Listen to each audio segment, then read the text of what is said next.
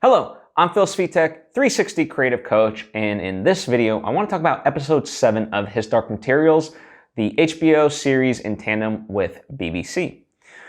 And if you've been following along, you kind of know my overall thoughts in the sense that I'm a fan of the show and appreciate it and think it's doing very well. And just by that description, I hope you realize that we're going to have a spoiler-filled discussion. So I assume that you've seen the episode. Towards the end, I'm going to talk about predictions, and I'm going to tie that into the book in terms of where I think things are headed. And so I'll call a double spoiler there if you're not interested in that. But anyway, you've been warned. So here we go. Overall, I thought this was a good episode, not a great episode. Let me start with the things that I liked. I really liked the Will Parry storyline. I thought the way they were realizing this is very realistic and very tender from the perspective of Will and his mother. Now, the Charles scene and his mother, where we see the demon snake and so forth, the intimidation factor, I thought that was very well realized and very horrific. And I just appreciated that. Now, what's kind of interesting to me is that we then see the scene outside with Charles and his goons, and he says, why don't people know what's good for them? And what's interesting to me is that from the perspective of Charles, he was trying to be, while intimidating, he was trying to not be as forceful as he could have been in that instance.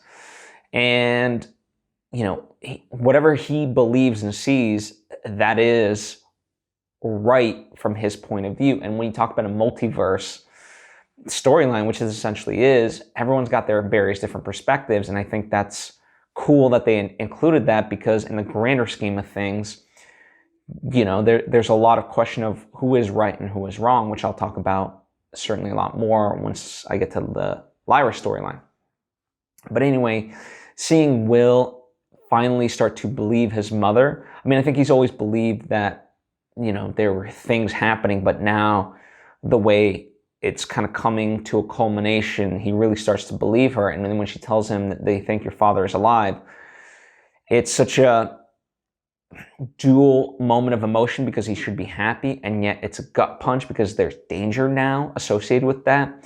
And the way he kind of has to now come up with a game plan and be the one in charge, and really, even though he's a kid, he has to put all this stuff together. So he takes his mom to go be with his boxing instructor, and I like how that played. It comes back from an earlier episode, and you can tell that that boxing instructor really wanted to help, and yet he's torn as well. Like, I mean, this is Will, he's a child, but nonetheless, Will makes it very clear of, like, if we call the police and things of that nature, my mom's gonna be in danger. And so there's a lot at play there that's beyond Will's years. And certainly the boxing instructor understands that, and so he sees that there's more in Will than just a child. And so I like the storyline. Now, the only like tiny nitpick I have with it is the way the kill happened. Sure, I appreciate, you know, I thought the way they shot it and so forth put Will in a lot of danger, and so he was trying to protect his home. But it felt slightly comical the way the man had flipped over. I'm not advocating that we needed to see him splat on the ground or have anything horrific violent. But nonetheless, and I think part of it, they stayed away from like any act of murder, especially for a child, is a deep, dark thing. And sure, you imagine that this is going to play on his psyche. But I just don't think they did it justice necessarily, but I do appreciate kind of the before and after of that moment. So, and overall, I thought the way this Will storyline is playing out, I think is handled really, really well. So I do appreciate it. Now, switching to the Lyra storyline, this is where I have a problem, because I thought overall, like, I don't love the 2000s Golden Compass movie, apart from the casting, which I think is great. But one of the things that they actually managed to do right was this battle for Iorek's throne. That one is out in the daytime, and it's a grand spectacle. Here, it's not as big. And, you know, granted that when you have things in darkness, it's a lot easier to work with CGI because you can mask a lot of, let's say, the imperfections, and you don't have to work out on the details. I don't have a problem with it not being as bright as the movie, but I do have a problem with it. It wasn't as grand of a spectacle. Like Iofur, you would imagine he wants all the bears there. And also what the movie did great was establishing that the bears were becoming more human than bears. Whereas here you don't really see that because we don't see a lot of the other subjects, if you will, of the kingdom. And so I think that was problematic, and I wish it played it grander. Like there wasn't even cheers after Iorek won. We just kind of cut away. And the way it was fully executed does deviate from the book. And, one of the things, I know people complain that this TV series adaptation is a 1-to-1 ratio. Well, it's a book to a TV series, never going to be that way. And especially, that's part of the reason why we're getting the Will storyline so early, whereas that doesn't happen until book 2. But we're getting, the first couple of chapters of the second book in the first season. Again, it's never going to be a 1-to-1 translation. In this instance, the way Iorek is supposed to kill Iofur, it could have been translated 1-to-1, and I'm not sure why the deviation. It's quite unfortunate. It's not like it would have cost them no more money. Ultimately what happens in the book is that Iorek fakes his paw being hurt, and that's when he's able to fool Iofur and strike him down. Now, there's that moment where Iofur figures out that Lyra is lying, and that's when Iorek is able to take advantage, but it's 6 of one, half a dozen of the other. Why won't you, to me, just go with what the original was there? So again, if I had any problems, it would be in this. Now, beyond that, seeing the Roger storyline and them coming together, and also Lee Scoresby, I appreciate his relationship developing with Serafina Peklana, not in a romantic sense by any stretch of the imagination, but they are becoming allies, and I feel like that's going to be a very important bond, certainly, in moving forward.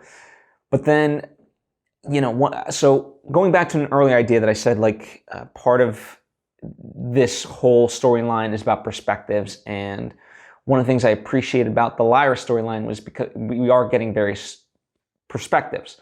One of the things I appreciate, we opened up with Mrs. Coulter and seeing kind of her reaction to the downfall of her creation, and then that only furthers later on when she finds out that all the controls that she thought, the kingdom is no longer in her control, and it never was, because Lord Asriel was free to do whatever the hell he wanted anyway.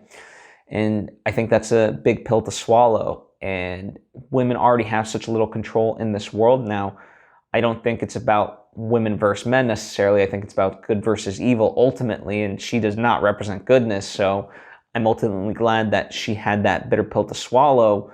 But then that leaves us with the question of, is Lord Asriel the right person? And certainly from Lyra's perspective, she's going towards that trend where she's like, I need to bring the alethiometer to my father, and seeing his reaction in that moment of, I didn't send for you, and it's so dark. And not that he was a warm caretaker to ever begin with, certainly, I think there's a side to him, he always wanted to protect her, and I don't think you don't get the sense that the danger that he's sensing for her is because that she's here in the north. It's something deeper than that because of his reaction to Roger.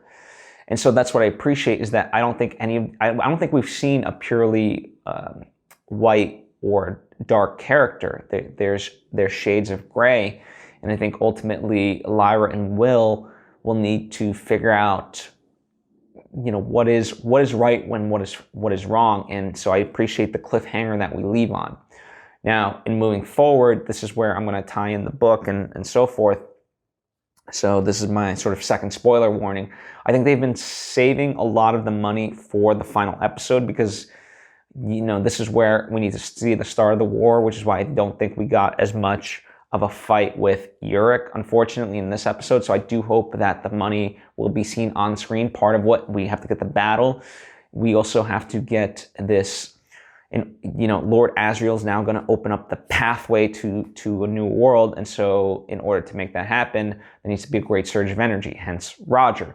And so I'm excited to see that. I hope they do it justice. And I'm also very curious to see where they end this. Do they end it with Lyra and Will meeting, or them both just going to the same world? Who knows? It's going to be very interesting to see how this plays out. I'm excited for it. Again, I thought as a penultimate episode, this was good, but it could have been great, and I wish that was the case. But I'm very curious to know your thoughts. So please comment down below. Let's continue the discussion. It's not meant for me to just talk. I want to open up to all of us. So please, let's converse and let me know your thoughts before we get to the finale, and then we'll be able to talk about the finale. So I look forward to that. Anyway, I'm at Phil Svitek on social media, and I'm glad that you joined me, and see you next time. Bye.